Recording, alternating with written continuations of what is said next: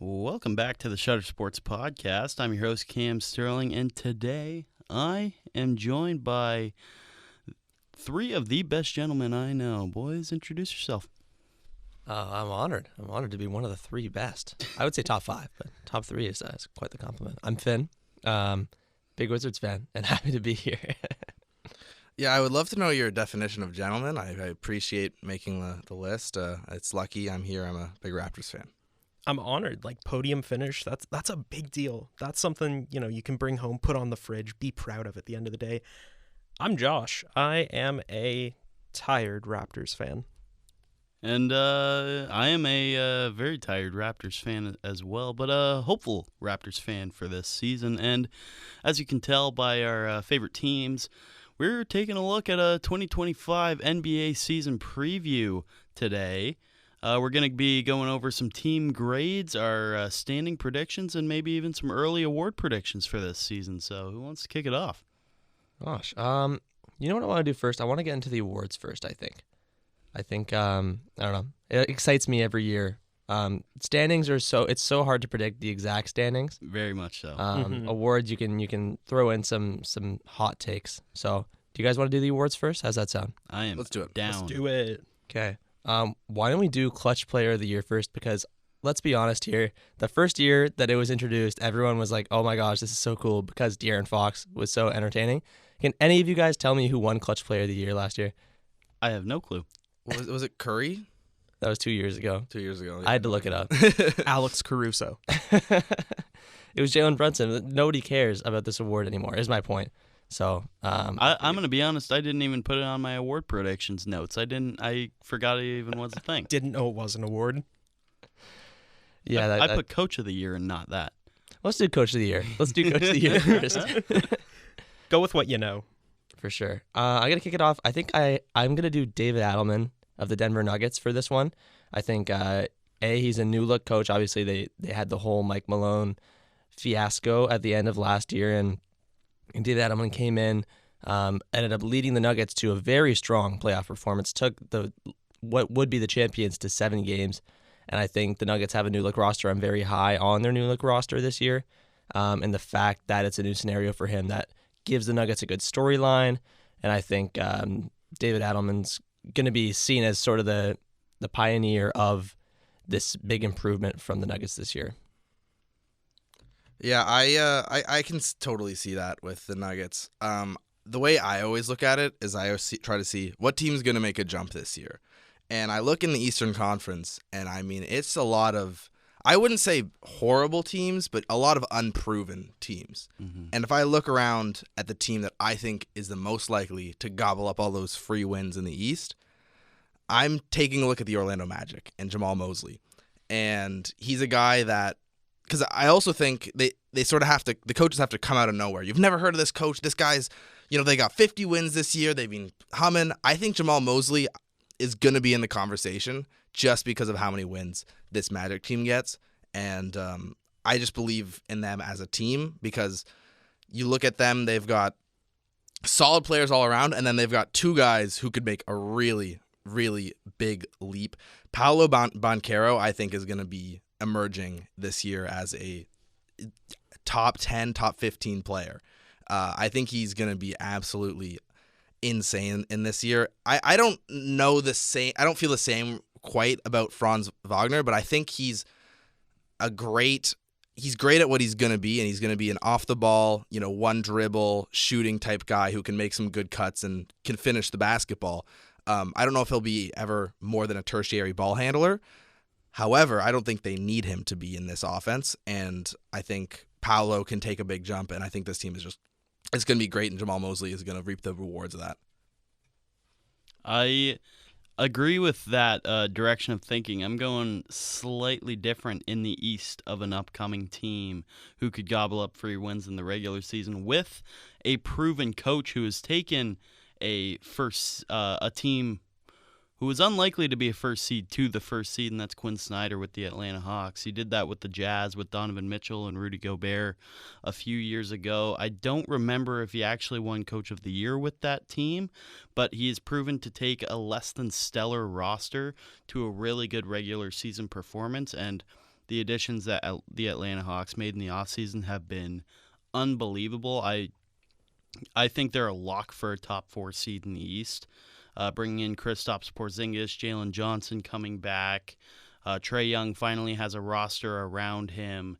The Atlanta Hawks look really good, and under Quinn Snyder, who, as I said, is experienced in taking that type of roster to a really good regular season record.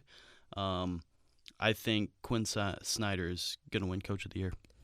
Okay, you did steal my pick there. Yeah. With Snyder. I want to go outside the box. Pick someone entirely out of left field. Ty Lue. After Eric Spoelstra, he's probably the best coach to never win Coach of the Year. I think he's due. If he can drag this geriatric Clippers roster to a respectable finish. Yeah. I mean, you look at the facts. They've had back-to-back 50-win seasons. Regardless of the age of their roster, they are a proven, experienced team. And if Ty Lue can bring out, one last season of top-tier basketball from the likes of Chris Paul, of Bradley Beal, of all of these big names that they've brought on board, I think it's worth considering Ty Lue for Coach of the Year. Because it's not just the guys that, you're expected to finish second and you finished first. That deserves Coach of the Year. I think Coach of the Year should go to someone who really drags a roster up with their tactics, with their motivation, how they address and handle a locker room, especially one like the Clippers with so many divas and so many issues going on right now. I think if he can bring the best out of this Clippers team, this ancient Clippers team, he should be up in consideration. I do think it did go underrated that the Los Angeles Clippers were the 5 seed with 50 wins last year, and they just brought in Bradley Beal. So, I mean, and Brook Lopez. 37-year-old Brook Lopez. Forget about Brook Lopez. So I do like the Ty Lue take. I still think he's a little bit overrated because he was the coach of LeBron and was brought by LeBron to those finals runs. But he did really well last year with the Clippers, so I like that take as well, even though I stole your first pick. If you look at the GMs, every year there's GM surveys that are done, like anonymously. I'm pretty sure I can double check this if you guys want. Ty Lue was voted, I think, the second best coach in the entire league, like from over the GMs, of the GMs. Sorry, that's unbelievable. I absolutely love what he's done with the Clippers. Like I think the last couple of years they've always been surprising, and I always seem to take them in the playoffs because I'm like, they're getting Kawhi back in the playoffs. They're going to be because they're like a 50-win team without Kawhi. It never really seems to materialize. Just a funny thing, like on their roster, on like their actual guys who are going to be playing minutes, who's like on the third string, even on their depth chart. What do you think the youngest player is on that? Oh gosh, does Kobe Brown count as a depth player? He's not on their top 3, like first string, second string, or third string depth chart. I'm going 27. Yeah, I'm going 27 or 28. 28 years old. God. It's a tie between Zubac, Collins, and Derrick Jones Jr. Because don't forget they got Nick Batum on the bench. Yeah. They got Brook Lopez on the bench, who are both 37 or above. Brad Beal, Chris Paul, James 40. Harden, Chris Dunn. Paul, Chris Dunn, Kawhi. All of them over 30. Bogdan is 33. And they're old. 5 years ago, best team in the league. And they're not even the oldest team in the league, I don't think. I think the Warriors still have them. Yeah, well, if you look at average starting lineup, yeah. I'm pretty sure Warriors, because now they've brought in just 40-year-old Al Horford. Yeah. Also, I did check. He was ranked 3rd from the GMs. What was the top 3? It was Eric Spoelstra number 1, of course, Mark Daigneault number 2, and then Ty Lue number 3. Which I feel like if you just won the championship, you kind of have to be ranked as one of the best coaches in the league. Yeah, that is interesting though. That's a very, very good take. I love Ty Lue as a coach. I think defensive-minded teams are really fun, and that's what he brings, especially now to the Clippers that are so. I think they're going to be great defensively this year. So they always are. All right, we started off with a quiet Coach of the Year prediction. Who are your MVPs? Oh, we're going right to it, huh? Right to MVP. I love it. Okay, my take's kind of hot, so I'm going to give it to one of you guys first. Oh, we're going me? Yep. We're just gonna. I love this. We're just going right into the Band-Aid off. We're giving fans no chance to rest. Okay, so you guys got to hear me out here. obviously the first thing everyone's going to think about is it going to be Shea? Is it going to be Jokic? That was who the competition was between last year. Yes. For the entire year, basically. And, it's not like any of them are going to fall off a cliff this year. They're both still very talented. They're both in their primes. But I don't think either of them is going to win the MVP. Shea could do it purely based off of the Thunder winning like 70 games. I think that's the best case scenario for him. But I think if Shea is good again this year, the Thunder are winning 70 games again this year, fans might start to get a little tired of the OKC Thunder. Nobody likes a very dominant team that's going to win all these games. And when your team is really good and it's good for a long time, fans start to hate you a little bit.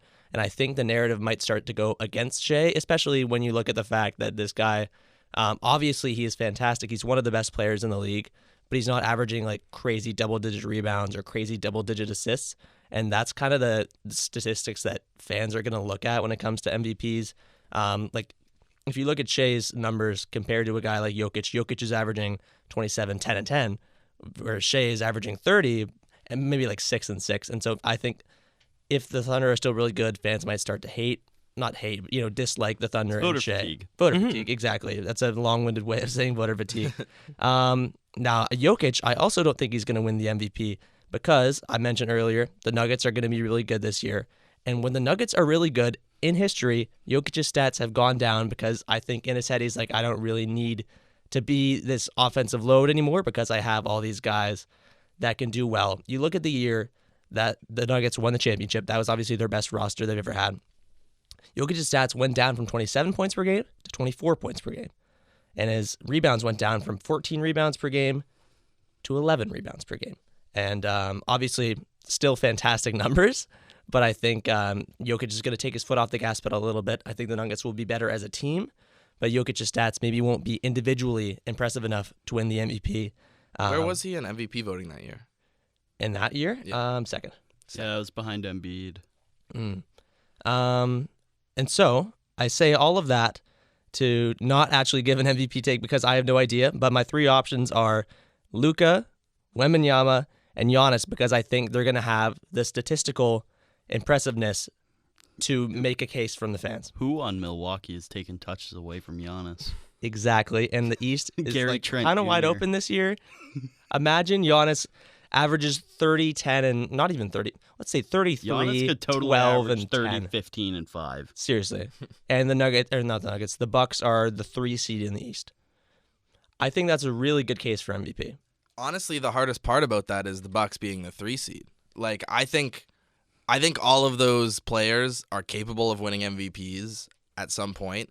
It's just, do I believe those teams Don't count will be out good Bobby enough? Portis, man. Yeah. Do I think those teams will be good enough to be like their players to be considered for MVP? Because you sort of have to be a top 3 seed. I know there's been situations like Westbrook where you haven't been a top team in your conference and won the MVP, but usually that's sort of how it works. I think the Bucks do have that upside to be the 3 seed in the East.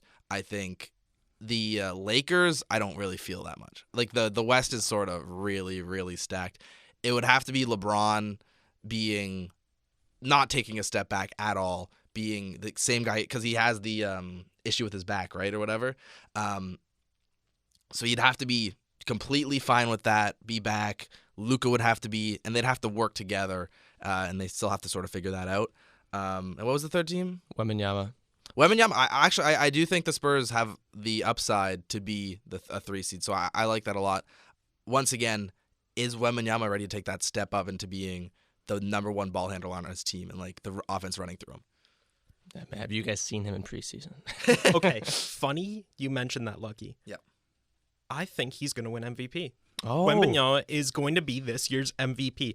Put it on the record right now. Voter fatigue is going to catch up. Jokic has been in the conversation, 5 years in a row now?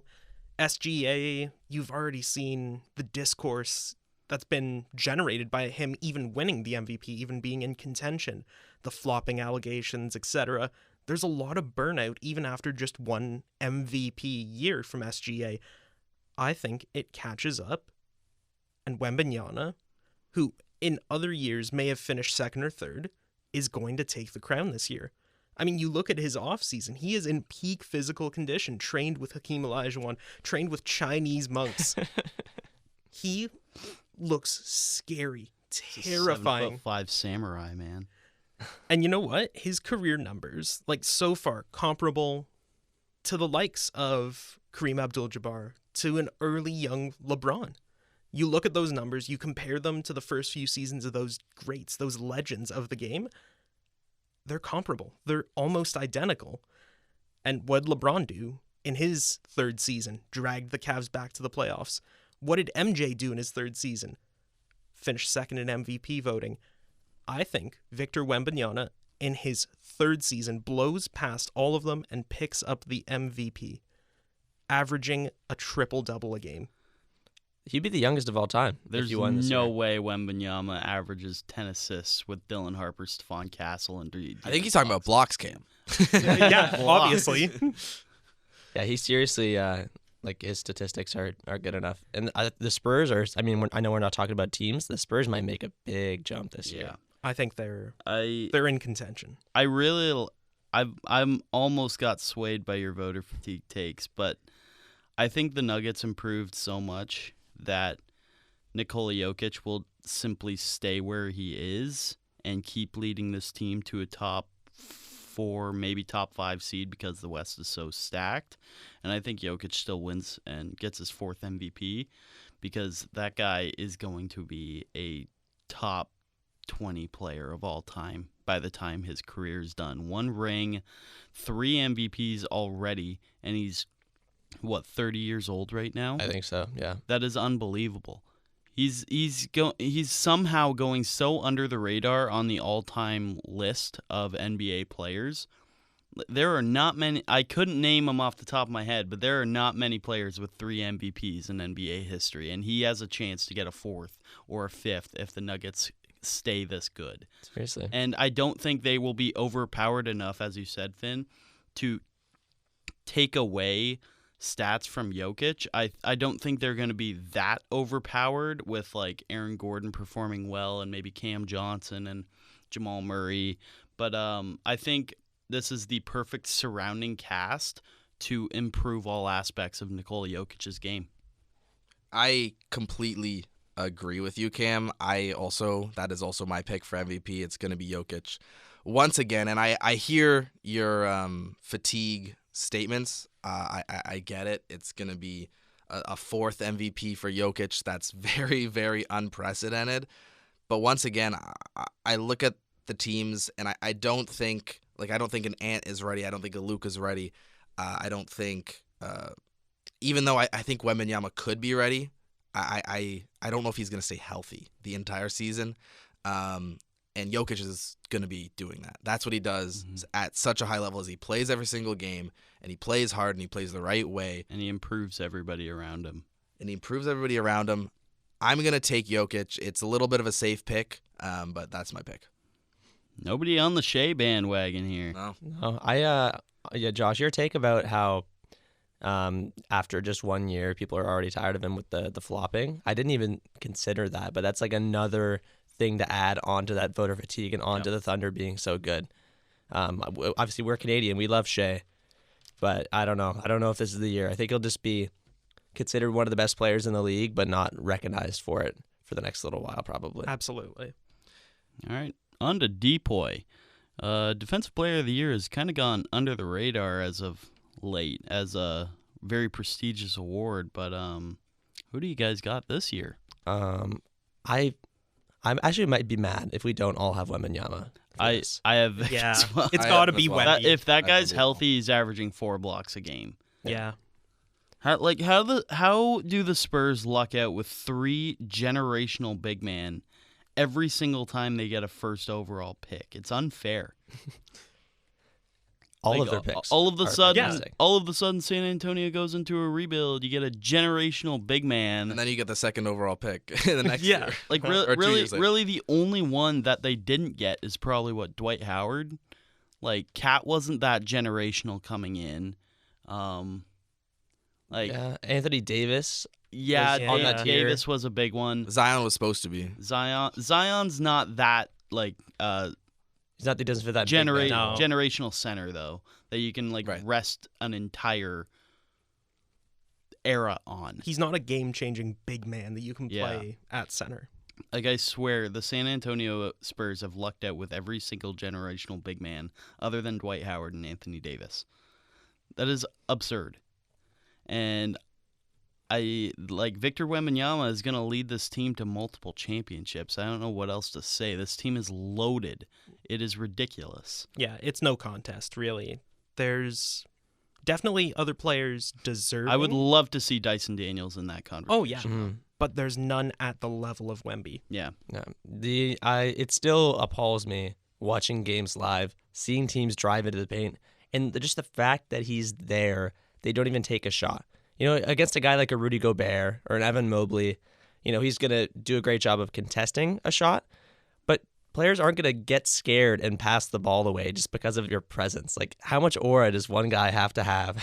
Also, the perimeter blocks he gets, too. He's got a foot in the paint. He's mobile. He's got a foot in the paint too. And blocks a three-pointer. It's insane, and he sort of has the same effect for three-point shooters too. It's if Wemby's on you, you're not shooting the basketball. You might as well head back to the bench. Yeah. It's poor Ben crazy. Simmons, man. That's the last. Yeah, that's who you stick on Wemby. That's who you try to get Wemby stuck on. Yeah. Ben Simmons. Oh, that's so funny. Who do you guys got for most improved player this season? This award's so hard to freaking predict, man. I think I have a good call on this one if you guys want me to lead it off. Yeah, I think he had a very good season last year, and his stats may not improve, but I think his role will. Amen Thompson is going to be an absolute stud. With Fred VanVleet out, he's the favorite to start at point guard, either him or Reed Shepherd, but I don't think Reed's there yet to lead a top 2 seed team to the playoffs. So I think Amen Thompson is going to be the starting point guard, which will raise his assists per game from 3 to possibly 6, 7, 8, 9. I didn't want to say 6, 7 because I'd get memed, but it's around there. And then he already averaged 8 rebounds a game last year. He's going to get more than 26 minutes a game this season. And he came off the bench half the games last year. So he averaged 14 points a game. I think he could average a smooth 18 to 20 this season. And as I said, Houston Rockets will be better this season. KD coming in is one of the best leadership players that we have in today's game right now. And he's back to his university school city. He's got roots there. He's happy to be in Houston. He wants to lead this team and improve this team. And I think Amen Thompson will feed the fruits off that. And I could easily see Amen Thompson averaging something around 20, 10, and 7 this season.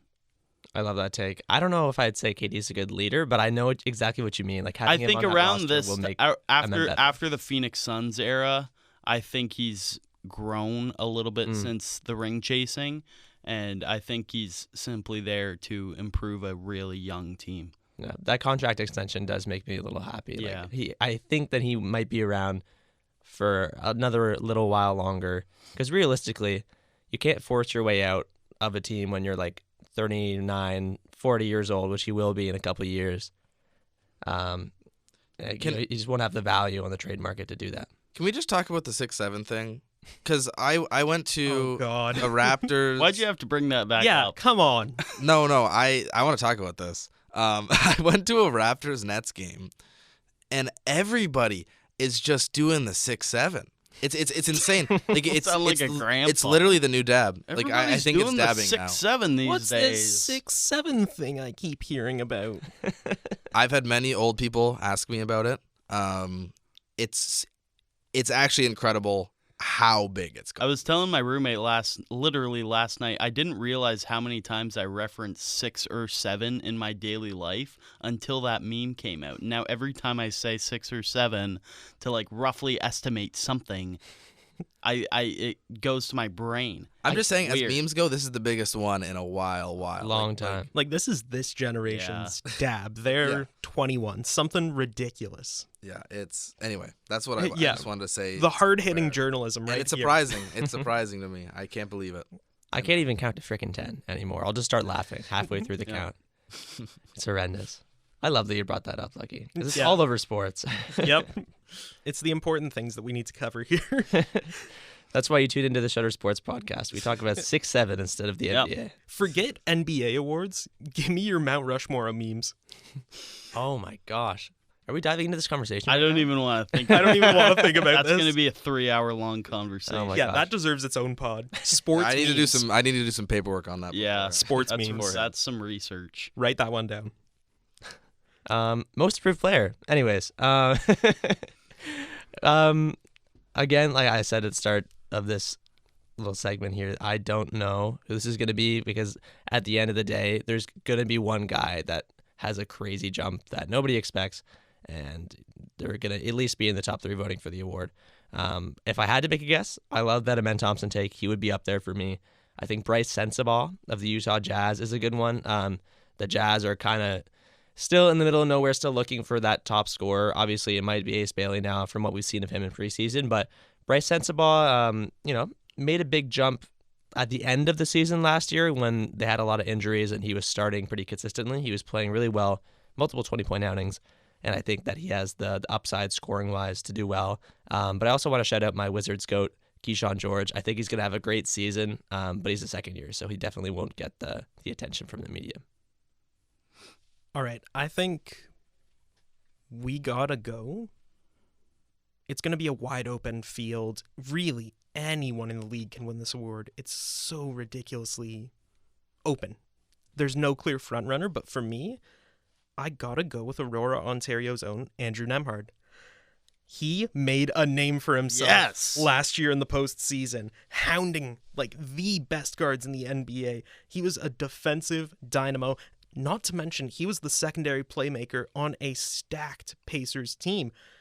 And now with Halliburton out, I mean, we saw Nembhard can do quite literally anything on the court. I cannot believe I didn't think of Andrew Nembhard. With Halliburton out, I think he steps up to be the lead playmaker for the Pacers, runs the offense, getting his number called all night long. He is going to take charge of this team, take Halliburton's spot, and run with it. And I think he's going to take a big step up this year and win that award. My heart is pounding at like the level of greatness that take is. I love Andrew Nembhard to win most improved. Yeah, that is a great take. The Pacers run their offense through their guards so much, too. Like a facilitating guard, and Andrew Nembhard is that. Spicy take. Not only is Nembhard going to take Halliburton's spot, he's going to improve this Pacers team by replacing Halliburton in the starting That's lineup. way more than Oh spicy, my dude. goodness. That is like Scorching hot. Let's blow your I head can't off. even That's pick. hot. I can't even touch that. Like I can't even. It's too Ow. hot. Yeah. Yeah. Improve over Halliburton. That is. Yep. I don't love Nembhard. I don't want to say this. He Tell is us how a you really Canadian feel. boy. I don't like the shots that he takes. He takes these crazy 3-point heat check, like 15 seconds still left on the Hey, shot Debbie clock. Downer. Which obviously, well, look, somebody's got to do it. Like, I don't know. Pick and roll all day. Look at this guy being realistic on the award Gosh. predictions. I agree. I think he's gonna have a lot more production. I think he's gonna have a lot higher stats. He'll be in the conversation. I just don't love the way that he plays sometimes. Wah, wah. My pick, and this is everybody's saying it's hard. This is really hard to predict and hard, especially this year. There seems like there's, I think, a bunch of guys who can take a jump, but nobody's who's like, oh my god, this guy's gonna be a superstar. I thought about picking Wemby for this, just because I do think he'll be. He wins once all again the awards. Yeah, Wemby sweeps all the awards. But Man of the year is Wemby. Coach of the year. Rookie of the year. I don't know if he plays enough games once again. So I'm going to take Jalen Johnson from the Atlanta Hawks. I think the Hawks, like you guys were saying, are going to be pretty good in this weak East. And I wouldn't be surprised if they have 2 All-Stars on their squad. And if I'm picking 2 All-Stars from the Hawks, I'm going to pick Jalen Johnson. He's still young. I think he's 24 years old. And he's improved every single year he's played. His shooting still needs to be a little more consistent. But if he gets that down right this season, I think he'll be the most improved player because his defense is there. His finishing is there. And he's just 6'9" wing. He's great. He gets 10 rebounds a game. I think he's great. Jalen Johnson is what the Hawks wanted to do with John Collins, I think. Yeah. You know what I mean? Like, it's Or that, DeAndre Hunter, too. Oh, yeah. Similar, yeah. Yeah. DeAndre Hunter was more of a spot-up shooter, but he had the athleticism. He was a 6'8" frame power forward that they converged into a small forward later on. Yeah.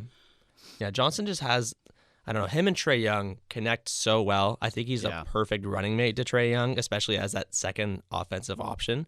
I think his lob catching ability is fantastic, but he can create his own offense going downhill, which is something John Collins couldn't do. So yeah, we've already talked about it. But I'm so excited about this Hawks team. They're going to be like much watch basketball this year. Do you guys think Richesay is going to be a big contributor to this team? I think he's going to be about as good of a contributor Hunter was, like a 15, 16 points per game, spot-up shooter. He can't really create at a high level for his own yet. I think he could develop into that, kind of like Michael Porter Jr. level player, because he's that same frame, that same play style, but I don't think he will be a core member of the Sox team going forward. I want to put him on the exact same development track as Jalen Johnson. Give him the same coaches, give him everything, the same dietitians. He's got to build up his frame if he's going to... The last time's dietitians. The potential is definitely there. I just don't know if this year's the year. Oh, I don't love Richesay either. But he was a raw prospect coming in. Yeah. So.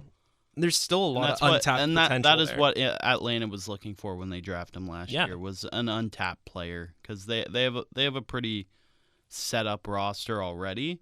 They didn't need a go-to star yet, and there really wasn't that in last year's draft.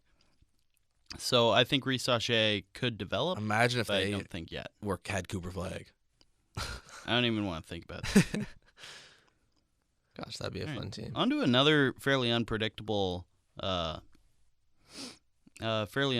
award, Sixth Man of the Year. This one can change on and off. Somebody could get injured and they end up not being on the bench. Who you got right now? How do you guys feel about Anthony Simons? The thing is, I don't know if he's going to start. Yeah, that's my only question. It's either him or Peyton Pritchard. Yeah, it might be him and Peyton Pritchard together, depending on where they play Jaylen Brown. And then I think Simons is going to start. Sam Hauser gets into the lineup. Yeah. I think if he doesn't start, he's almost a lock for Sixth Man of the Year because they don't have that offensive identity right now with Tatum out. But if he does start, then we have to find somebody else. I don't hate Bradley Beal as an option here. You guys might flame me for this, and maybe there's a little bit of Wizards bias involved in this take.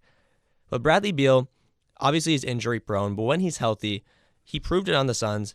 Obviously he proved it on the Wizards. That guy can score the frickin' ball.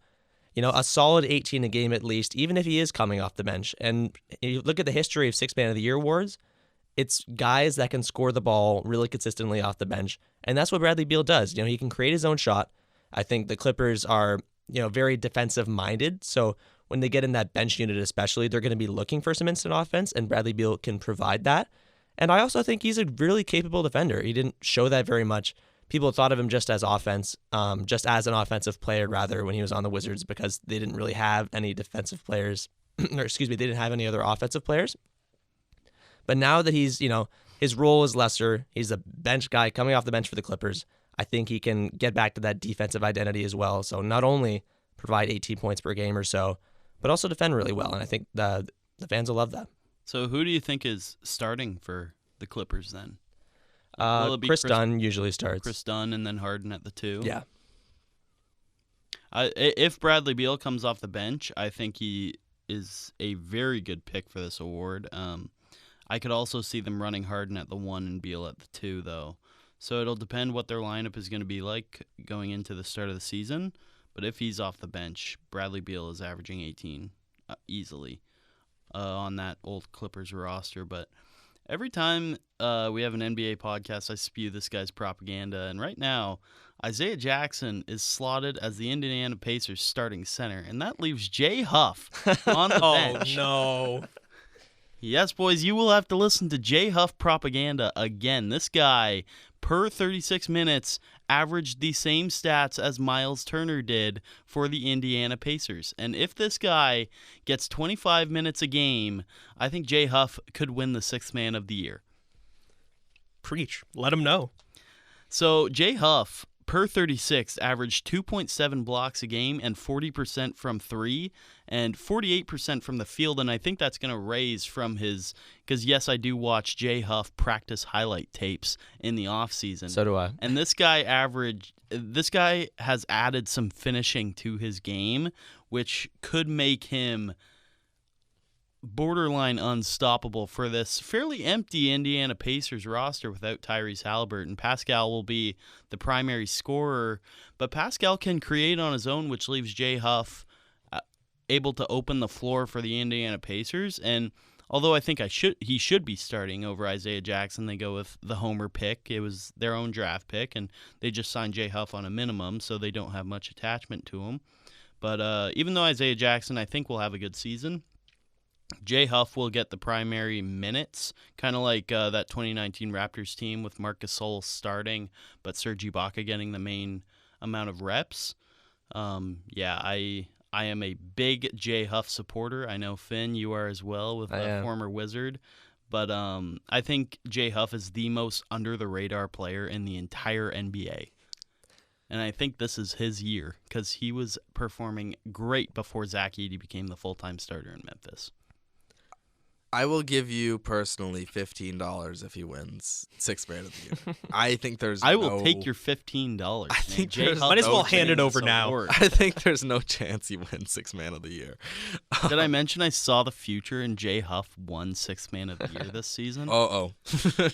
There's one thing you do. The only thing that will save you is if Jay Huff becomes the starting center for Indiana. That is one way to save me. It's kind of intriguing that they're thinking about starting Isaiah Jackson. He was off a season-ending injury last year. He tore his ACL for a full year last year. Yeah. If I were to give Shutter Sports fans some homework, I'd say watch off-season clips of Jay Huff in pickup runs. He looks like the greatest player of all time. Yeah, he kind of looks like Wemby. Right? Like, come on. Let's be serious. I think Jay Huff is a good player. I just don't know if he'll be Sixth Man of the Year. That's what I'm saying. My pick, I know he's injured, so I don't know if he's going to be able to get enough games. He has a November reevaluation. I like Jared McCain a lot. He's going to be coming off the bench for this Sixers team, and I think he's just going to score a lot of points. Like, let's be honest, I think he's going to get some assists as well. He had 15 points per game. He's 21 years old, Jared McCain. But starting ahead of him, they have Maxey and Edgecombe. I don't think those guys are going to be relinquishing those starting guard spots. I think McCain's pretty safe to be coming off the bench. And the Sixers team sort of needs a lot of points. I think they're going to be injured, a lot of their guys. And so McCain will be steady for them, if you can say healthy. But he's my pick. I kind of like the spark plug Jared McCain brings, but like when this award comes around, he still hasn't played a full NBA season. That's hard to win. You can't ignore that. Other than Rookie of the Year, that's hard to win a big time award like Sixth Man of the Year. But I do like the aspect Jared McCain brings to that Philly team. Just like I said, spark plug scorer off the bench. It'll be tough though. He'll need to have a very good second half of the season. All right, I have been successfully brainwashed. I think Jay Huff is going to finish top 3. Yes. Despite not knowing who he was before we did our off-season NBA pod, I've bought my Jay Huff stocks, and I am not selling anytime soon. You can take mine. No, I'll take yours, Lucky. And $15. That being said, what do you really look for in a Sixth Man of the Year? Are you looking for a starting caliber player who just so happens to come off the bench and score 25 a night? Or are you looking for one of the most reliable playmakers in the league, one of the leaders on any team you plug him in on, a guy who has been consistently good at scoring and defense, two-way playmaking every single game, regardless of how tired he is, the fatigue? He really steps up when it matters most. Are you looking for a guy who's going to come off the bench and change the dynamic of a team on the floor? That leadership aspect just completely bending the game to his will, a floor general, if you will. That's why I'm saying 40-year-old Chris Paul wins Sixth Man of the Year.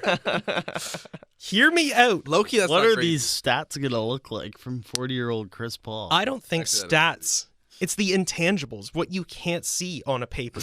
Mm. I think he doesn't need to average 25 a night, 13 rebounds to be in contention. I think Sixth Man. I would Milwaukee give the Buck- whole world $15. Milwaukee for having just Bucks, 13 George rebounds a Hill game. had those intangibles. He didn't win anything. He should have won. And that's why I think Chris Paul is going to win. What he brings to this Clippers team coming off the bench, again, the leadership, the playmaking. He can still score when he needs to, but that defensive presence is second to none in terms of reliable veterans across this league. There are very... Bradley Beal's going to average 18, and they're still going to give it to Chris Paul. You're damn right they will. Chris Paul, 40 years old, picks up Sixth Man of the Year. He's not a guy to go down without a fight. This is probably the last season of his career. Last or penultimate season of his career. He's not going to go down without a fight. Like, Chris Paul, you have seen him hits the three to cut the lead down. He is not a guy who goes down without, falling on his own sword. He is going to go down swinging. He's going to win Sixth Man. You're such a good speaker that I can't even help but kind of be He's convinced. going Can you to be speak at my wedding? He's going to be the first guy to win Sixth Man of the Year in a Joe Fresh white T-shirt under his jersey. All I can think about when I think of Chris Paul is those Instagram reels where it's like, welcome to the unction. And it's like him dribbling at media day. Unk still got it. Oh, got it. By the way, Finn offered $105 billion if Chris Paul averaged 15 rebounds. Do your thing. Do your Did you do the thing. math on that? Yeah, I did. $15 per Times person. $7 billion. 13 rebounds per game for Chris Paul. Do your work, world. Chris Paul, we're counting on I need you. my $15 to Oh, pay God. Cam. All right. Let's close. Does anybody have other than Cooper Flagg for their Rookie of the Year? No. No. Okay. It's got to be Cooper Flagg. Yeah. Okay, real quick, rapid fire. Who do you think finishes second? Are you guys going to be mad if I say Trey Johnson? No, actually. No? I really like that. That's Yes. a good pick. Thank you. Thank you. Wizards propaganda. Ace Bailey would definitely be an option as well. There is nobody taking touches away from him other than Markkanen in Utah. I would also be taking Ace Bailey. I like Edgecombe as well a lot. But yeah, I'd take Bailey second. Vibes alone and the performances that he's put up in preseason, Hanson Yang. I drafted him on fantasy. He's the last pick of the draft. You're dropping him in 2 weeks, Cam. I think I already claimed somebody. Yeah. What other rookies are good? Jeremiah Fears has been playing fantastic in preseason. DeJounte Murray's out in the year, so I think he's a nice pick to at least make some noise. I don't know if he'll be up there in the Rookie of the Year votings.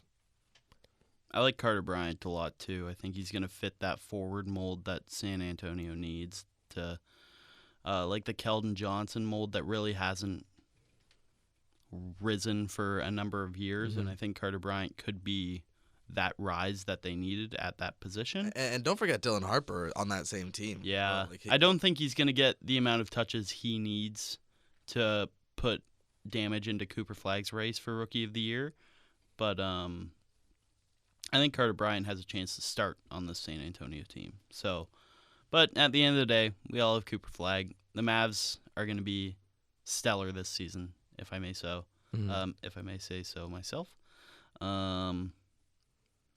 Yeah, let's go into the standings. That award segment took a little bit. Yeah. But what are your predictions? Do you want to go by division or by conference?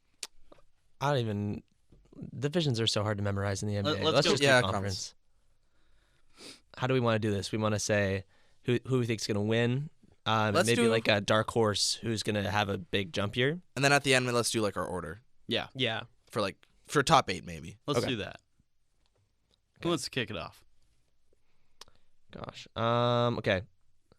Are we starting off with our dark horse? What are we starting off with? Let's go with biggest riser, biggest faller, Okay. Okay. and then our full rank. And Eastern Conference, Western Conference first. Let's do East. Biggest riser in the East. I think the easy answer is the Hawks. And I know one of us is probably going to say the Hawks. I might say the Magic. I think lucky year Jamal Mosley take was fantastic. Desmond Bane's going to be really, really helpful for them on offense. And honestly, they just have a lot of really fun guys. You know, Jalen Suggs missed some time last year. And so I think when he comes back healthy, this team's going to be even better. And again, the Eastern Conference is open. I'll say it. I've said it before. I'll say it again. Like, there are so many opportunities for teams like the Magic to jump up and be a top 3 seed. So I'm going to go Orlando Magic, biggest riser. Spoiler, I'm going to have them in my 3 seed. Are we allowed to copy, or are we all doing originals? I mean, I have Orlando Magic in the 3 seed as well, but technically my biggest riser is the Toronto Raptors. I have them finishing in the 6th seed above the play-in. I think the injuries to Boston and Indiana do a pretty big damage on that. Philadelphia still doesn't have Jared McCain coming in, so they're sticking around below the play-in. The Washington Wizards actually are a pretty big riser on my list as well. Oh my I have goodness. the Washington Wizards making the play-in this season. So technically that's a pretty big riser as well, but Toronto Raptors rising from, what were they, 12 or 11 last year, rising to 6. Atlanta Hawks are a big riser for me as well. I have them in the 4. But yeah, the Toronto Raptors, I just feel like they're going very underrated for being a complete team. They may not have that superstar, but I don't think they have a weak spot on their starting lineup, and their bench is very deep with young talent as well. So I think because Ingram already said he's taking more of an off-ball role for this team, Scotty Barnes is full-on the go-to facilitator for this team. If they actually just give RJ Barrett the ball and make him the primary scorer, and that is his role, I think this team will do very well. So, yeah, they just got to identify their roles early and not bring in the ball hog mentality of we need to score and give me the ball. So, yeah, as I said, if they identify the roles quickly, I think this Raptors team could be really talented this season.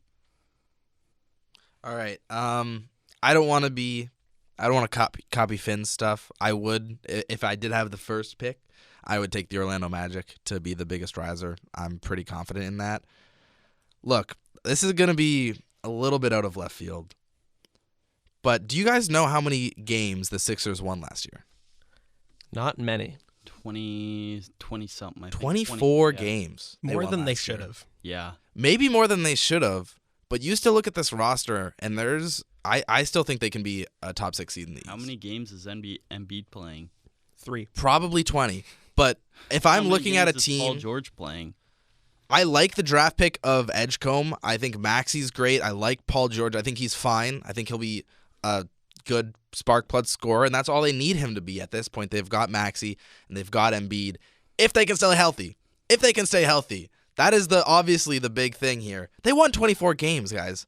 Like, I think they're going to be rising into, like, I think they can rise into the 6th seed easy here. Like, the East is not that good. Would I bet on it? No.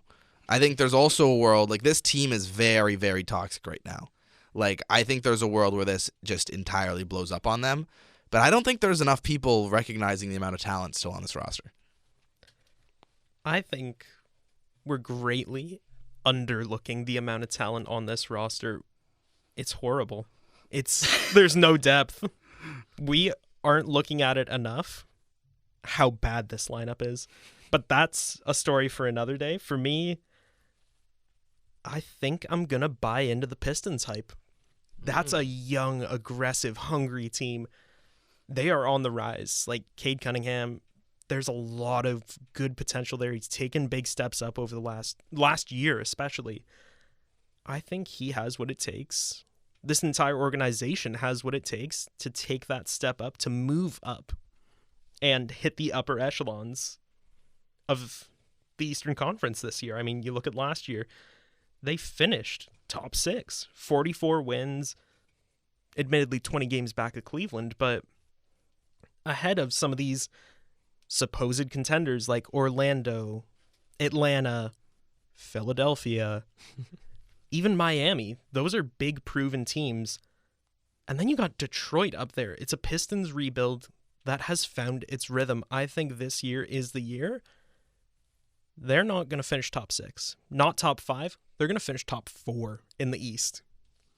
I don't hate that either. Cade Cunningham, when we were listing MVPs, I should have thought of him because same as Giannis, like he has the ability That's to carry a good team shout. and be an MVP candidacy. On to you want to do the biggest fallers next. Who do you guys got? I think mine's pretty generic if you want to. Go for it. Go for it, to Cam. start off. This team completely imploded in the offseason. Even though they finished below the play-in, I think the Chicago Bulls are falling to the 15th seed in the East. That team has nothing. I'm excited to see Kobe White and Modest Buzelis thrive on that empty team. Vucevic is going to take a step back. He was averaging 18 and around 10 last year. I think he could go further down from that and simply give the ball to Buzelis and Kobe White. Because Buzelis, I don't think it's a far shout to say that he could be the best from the draft class last year. He looked really good in the second half of the season. And I think Chicago is going to thrive off that and look to improve their youth while they have no Zach LaVine on their team and no DeMar DeRozan on their team and no Lonzo on their team. I think they're going pure youth now, and they finally broke up what used to be a very promising roster with Lonzo and DeMar and Zach LaVine, who were in the first seed for about half a season before Lonzo went out, and they finally let that go. And I think they're moving into the rebuild direction. So, although they're my biggest faller, I'm hopeful for their future. I'll go and continue the hate train. The Philadelphia 76ers do not get enough hate. They won 24 games last year. How and is that they're a going fall? to win less than 20 this year. Call it now. Joel Embiid won't even make it to double digits of games played. Paul George is just there to pick up a paycheck. That's Is it. Joel Embiid retiring this season? Guarantee it. Within the next 2 years, Joel Embiid is out of the game. And J Huff will win MVP. And J Huff will win MVP. I like your guys' takes. Yeah, there's not enough hate on the 76ers. This is just not a good team. Nothing works. And we saw that last year. Like Lucky keeps mentioning, 24 wins. I think they do even worse than that this year. Under 20 wins for a team that should be top 6. I don't think they have it in them. I'm sorry, but that's just the way it is. There's not enough that they did to improve their team to the point that I can count them amongst even a play-in team. Okay, but how about this? How about improvement through getting healthy? Like so many of their like I think how many games did like Maxey play? How many games did Embiid played? Like 30 games, like 40 games. How many? Very low. Right? Like I think they're not adding talent, but they're getting talent back. And the talent that they did add in VJ Edgecombe, I think he's going to be a solid starter for them this year, and I think he has very high upside. I think he has high upside. I just don't think we see that this year. I think it's still a growing year. It's a developmental year. I had all three of their guys on my fantasy team last year, and how big of a mistake that was because none of them were healthy the entire year. Like I traded you both Embiid and George. Yeah. I was fine with actually taking Paul George because I gave you too much for Embiid. The Paul George trade was fine, I think. Yeah, so looking at a team that I think is going to fall, I'm just going to be a hater. I like too many of these teams to say, but one team I really despise, and that's the Miami Heat. I think they already did fall. They won 37 games last year. They were the 10 seed before they won the play-in. I just don't think this roster has that much talent on it. I hate betting against that team with their culture. I think this is the year that the camel's back breaks.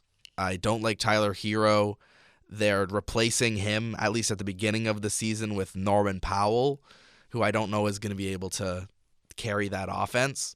And aside from that, they don't really have anybody who can carry an offense. They have Andrew Wiggins, who's going to do his stuff.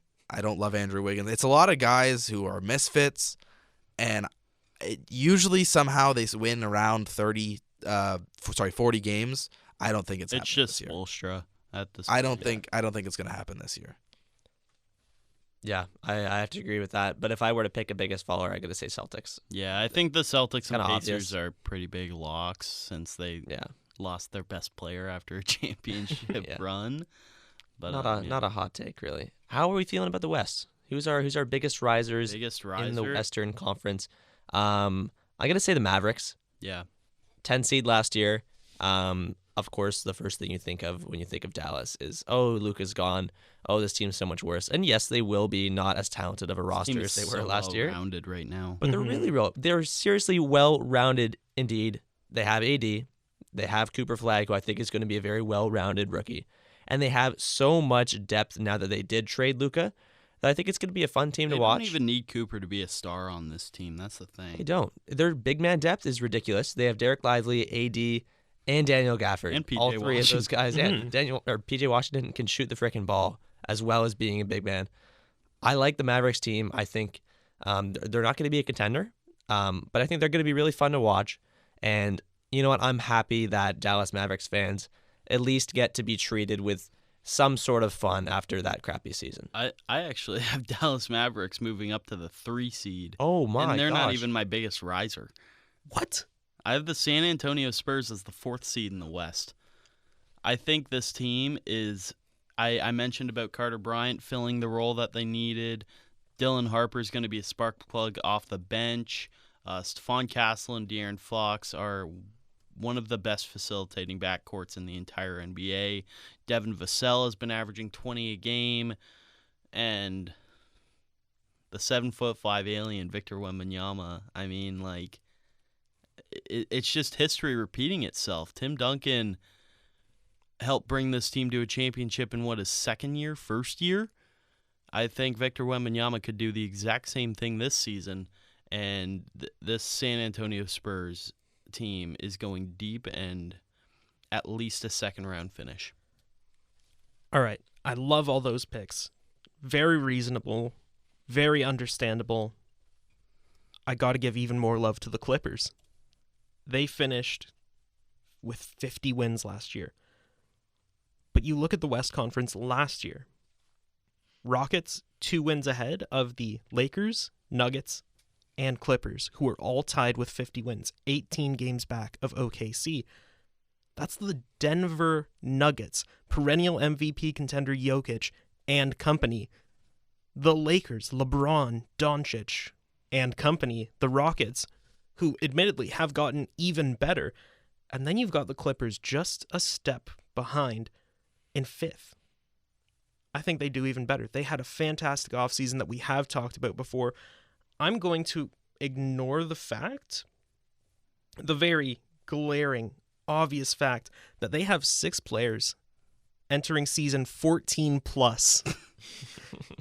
I say they go top 3 in the West. It'll probably be OKC, Houston, or Dallas. Clippers. Half their team was drafted before we turned 10 years old. I'm sticking with it. Like I said, I mentioned the offseason. I mentioned Ty Lue.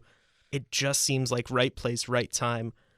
Obviously, it's got to be the right time. Most of these guys are going to retire next year or the year after, so they got to capitalize now, and I think they will. Top 3 in the West. Alrighty. I would take both the Mavericks and the Spurs, but I'm not going to be contrarian. I'm going to make my own pick. I am going to pick the Minnesota Timberwolves, the team right behind the Clippers, actually, in the standings last year. And this is a pick entirely of just Ant becoming that guy. Like, Ant becoming a top 5 player in the NBA this year. I want to ignore the fact that their entire starting lineup is day-to-day plus Naz Reid right now and DiVincenzo. They have 7 guys day-to-day right now. I'm sure it'll be fine. And this is also betting on Rob Dillingham sort of stepping into the Mike Conley minutes. Love right? Rob Dillingham. I think this is sort of his opportunity to solidify himself as a starting guard in this league, because I think Mike Conley is sort of turning down at this sort of point in his career. Dillingham pointing up. Hopefully he'll be able to play well and take those minutes. And I think this team, just looking at a starting lineup, it is one of the best, I would say, in the league. And Anthony Edwards, if he can be that offensive superpower, I think he can carry this team to a top 3 seed. I feel like the Minnesota Timberwolves always end up in those like middle of the playoffs They find a way. seeds, and they always find a way to go deep in the playoffs. So I mean, I don't mind that take, but I can't see them rising much more than they had last year. They were the 6th They could seed end up last with year. a higher seed due to some The Clippers teams were a 5 falling, seed last but year. That's true. Yeah. Yeah, I didn't think about that. I'm surprised no one's talked about the Blazers. I don't think they're going to make the playoffs, but I don't know. I just love the Blazers team. They're so fun. I think defensively they're going to be fantastic. Other than the Clippers, I think they might be the best defensive team in the entire league. They have so many fun players to watch. I love Shaedon Sharp's game. I love Tumani Kamara. I can't talk enough positive things about him. Hansen Yang's obviously fantastic. Can't get enough of Hansen Yang. I don't hate Drew Holiday on this team either. Sorry, Klingen's as a gonna be veteran so presence. good. Yeah, I don't think they're going to make the playoffs. Like, I don't have them in my playoffs because the West is just that good. But I think similarly to what the Thunder did, if you look, I think it was 2020, 2021, they made a jump from like one of the worst teams in the league to the 9 seed, and they had a fun play-in game. They ended up losing in a close one, but it showed that, hey, this team has potential. Like, obviously they're young, but they're fun, and they're going to be good soon. I think this is kind of that year for the Blazers. They'll probably be like the 10 seed and make a fun mark in the league. All right, let's go through some of our biggest fallers, which may not be as drastic because the Western Conference is so stacked, and these teams have mostly stayed the same. But who are your biggest fallers? It hurts my heart to say it. I don't think the Warriors are going to make the playoffs. I have them on the borderline of the play-in, yeah. I love Steph Curry so much, and honestly, I'm mad at anyone who doesn't love Steph Curry because that just guy's not it. It's not it. Yeah, it sucks. It really hurts my heart because they're so fun. I love Steve Kerr as a coach. He didn't really make enough moves in the offseason. They spent the whole offseason trying to figure out this Jonathan Kuminga situation, which realistically, he doesn't make that much of an impact, especially in this Warriors system. And there are so many teams that I think are going to make a jump that the Warriors someone had to take the fall, and I think it's going to be the Warriors. I got a fairly no-brainer. I think the Phoenix Suns have imploded as well. The Phoenix Suns have headed back to those 2016 Dragan Bender, Marquise Chris, Tyler Ulis days, and Devin Booker is going to be averaging 29 a game and carrying that team. Jalen Green is a very similar player. I don't know how many touches he's going to get compared to Booker, but I think he could improve on an empty team like this. Same with Dylan Brooks. He's going to be a nice 3-and-D piece. I'm excited to see Kaman Malawak improve because God knows Mark Williams isn't playing the entire season. So I think Malawak is going to get a very decent amount of minutes, kind of like Klingen's role last year with the Portland Trailblazers behind Ayton. And I think the Suns team, like I said with the Bulls, have fully embraced the rebuild now. Devin Booker is looking like a lifelong Phoenix Sun, which I really like. I think he embraces that team very well. And he doesn't ring chase as of right now. We don't know if that'll change by the time this rebuild's done. But I think the Phoenix Suns are looking towards the future finally after bombing on the big three between Durant, Booker, and Beal, and they're heading in the right direction. And they're my 14th seed in the West this year. 14. Damn. 14. Wow. I mean, yeah, I guess Pelicans, Jazz, and yeah, I guess that kind of makes sense. That does. I got Utah under them, and that's it. Wow. All right, Or Phoenix fans. I'm really conflicted here making my pick. Here, I'm going to throw out some teams I'm not quite sure about this year. The Kings, the Grizzlies, and the Lakers. And those three teams, I'm not entirely sure, at least that they're going to be as high of a seed as they were last year. I guess, you know what? I can't pick the Lakers. I think Luka's too good to handle the Lakers. The Grizzlies, I guess. I think this team has just a lot of... I sort of worry about their injury, their health. I sort of worry about the culture around that squad. I sort of worry about the depth in that roster. Like, you look and it's sort of past Santi Aldama. They don't really have a ton of guys on that roster. I still don't know what they have in Edey. I know he's starting for them. I don't love his side-to-side quickness. And if I'm just going to pick my own original team, I guess I'm going to have to take the Grizzlies as a team that sort of falls to the 41 win mark. They did lose Desmond Bane as well, which was huge. All right, I'd love to pick my own team, but I got to side with Finn. The Warriors, they ain't it. If the Clippers are this season's Unk Still Got It team, can't have two unks, man. You can't have two unks. The Warriors are going to drop off. It's time to put them in a retirement home. I love Curry. I love Kerr. Draymond is entertaining at times.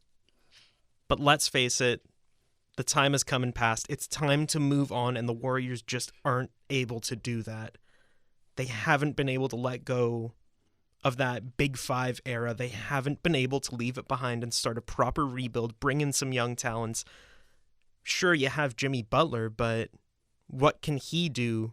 If the Warriors make the play-in, Jimmy Butler's bringing this team to the championship. Yeah. What can you do when there's no supporting cast? You can't have a movie with just 3 or 4 actors. Yeah. There's no supporting cast in Golden State. They're done for. Put them out to pasture. This Golden State Warriors team is going to look so weird when Curry, Green, and Butler all leave at the same time. Yeah, it's going to be... There's a chance that they all leave in the exact same season. Honestly, yeah. I think Green's going to retire first. He doesn't have a spot in the league if he's not on the Warriors. Any other team? No spot.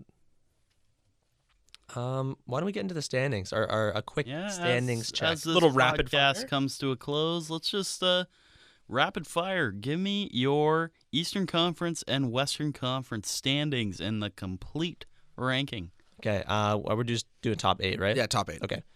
Eastern Conference, I'm going Cleveland Cavaliers, New York Knicks, and then, like I said, the Orlando Magic are jumping up to the 3 seed. I have the Pistons sitting at 4. I honestly think they could be higher, though, if Cade really turns it up.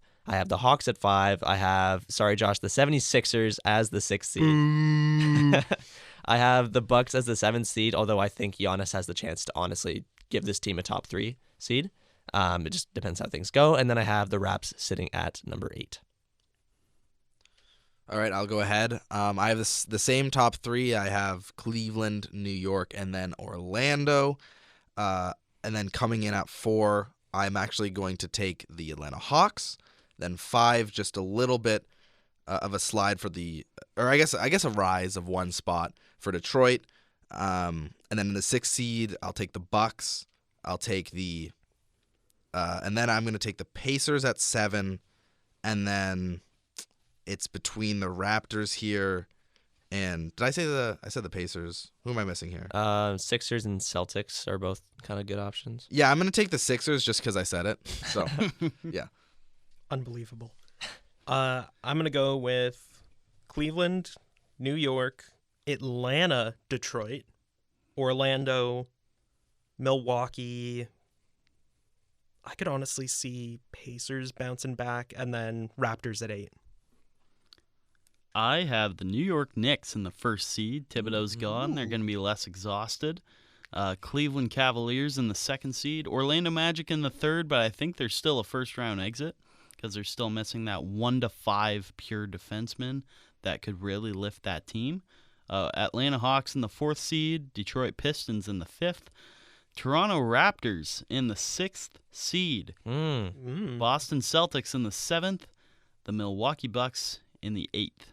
And then the rest of the play-in is followed by Indiana Pacers and yours truly, Washington Wizards, Finn Noel. Wow. I would actually kind of be upset if we made the play-in this year, to be honest. I would rather I really than be like tank, this but- Wizards team. They Thank finally you. have the Finn is addicted to the tanking. veterans to improve this youth. I Thank think you. they have a shot. Finn is Everyone Stockholm watch out for Keyshawn George. So, yeah, that's all I'm going to say. That's all I'm going to say. Western Conference, here we go. I'm going to kick things off. I'm sure we all have OKC Thunder as our top seed. I'm going to do Nuggets at 2. I'm so high on the Nuggets. Cam Johnson just makes every team so much better. I have the Rockets at 3, making that big jump. Actually, it's not even much of a jump. They were really good last year, too. It's a slide to the 30 seed. It's a slide. Wow. I think they're a real contender this time, I guess, is my point. Timberwolves at 4. I have the Mavericks jumping up to 5. The Spurs are at my 6. Lakers are at my 7. And then the Clippers are at my 8. This is such a tough choice. This conference is stacked. All right, I'll go second again. I'm very similar to Finn here. I got OKC. In the 2 seed, I'm taking Denver.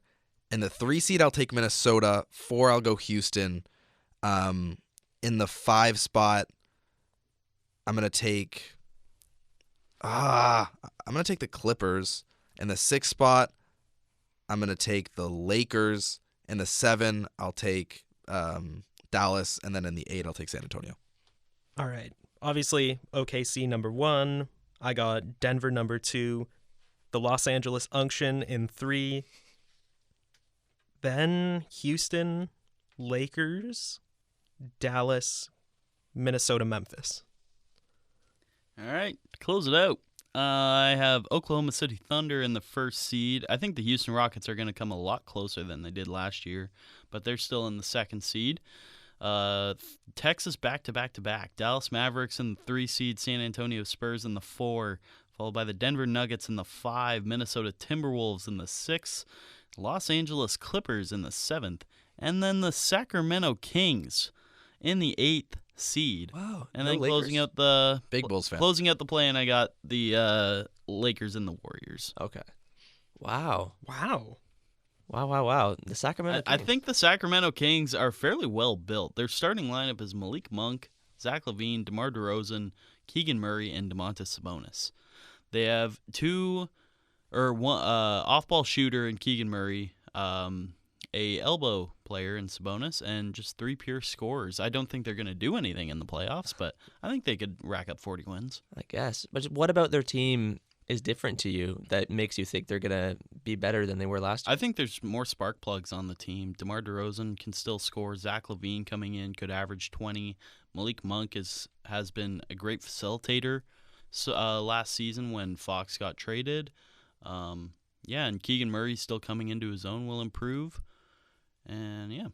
The rookie's pretty good. Nick Clifford, he's impressive.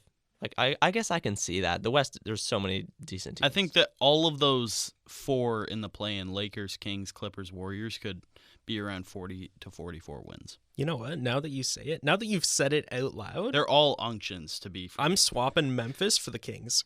I think Sacramento's got it in them to finish top 8. Look at me swaying people. First Look at you Jay go. Huff and now Sacramento.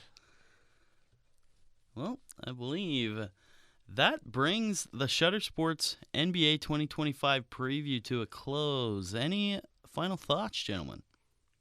I mean, I'm happy with our takes, to be honest. I've been convinced of a few things today. Doing these standings has really made me realize it's freaking, like, the league is, there's so much better. parity. In the so West, much seeds 2 through 10 were within, 4 games? It was ridiculous. We're in for a fun year, for sure, no matter who think so, wins. too. Yeah, make sure to campaign, take to the streets, Chris Paul for 6th Man of the Year, Jay Huff for MVP. Spread the news. Actually, 6th Man of the Year will be Jay Huff's award, so sorry about that, but Can't win 6th Man and MVP in the same year. Jay Huff could. It's possible. Well, thank you for joining us on the Shutter Sports Podcast. Be sure to follow and subscribe wherever you find your podcasts, and don't be shy to join the discussion on any platform at Shutter Sports Media. I've been your host, Cam Stirling, joined by Finn Noel, Lucky Roberts, and Josh Alderman, and this has been the Shutter Sports Podcast.